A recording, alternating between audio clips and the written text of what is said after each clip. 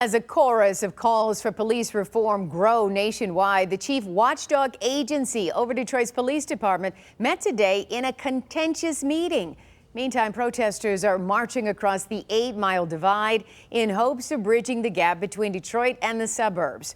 The goal of today's march, like the protests we've seen for nearly 2 weeks, is to transform the justice system. 7 investigator Ross Jones is live with more on what's being done right here in Metro Detroit to spur this change. Ross.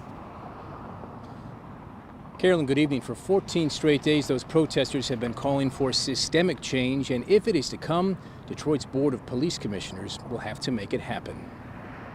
As protests against police brutality reached day 14 in Detroit, the board charged with overseeing DPD met for the first time since the Defund the Police movement took hold. The first order of business at today's online meeting, a vote to review the department's use of force policies. The Detroit Board of Police Commissioners will review and enhance policies and practices by DPD around the escalation, intervention in uses of force, and requirement to report threats to use force. The motion passed unanimously, and after that, board members discussed a host of other possible reforms, like requiring officers to spend part of their shift meeting with community members, or requiring more officers to live in the city. Most Detroit police live outside of the city limits, as board member William Davis pointed out today. How many live outside the city? 1,914. Oh, that's terrible. While DPD once had a residency requirement for officers, it does not anymore, as another board member pointed out.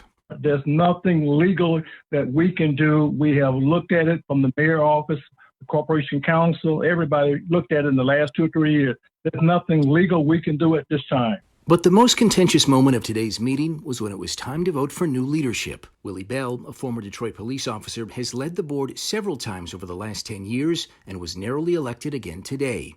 The current vice chair, Annie Holt, was reelected too. Those who were hoping for new leadership weren't happy. I'm so disappointed with this way you guys are running this place. This is the same thing over and over and over, same Negroes over and over and over. But I'd go with Davis. That's what I'm doing.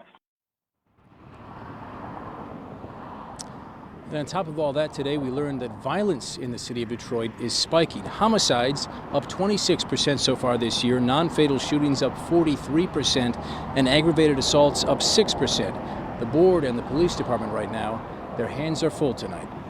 We're live on the city's east side. I'm Ross Jones, 7 Action News. Ross, thank you for the live report.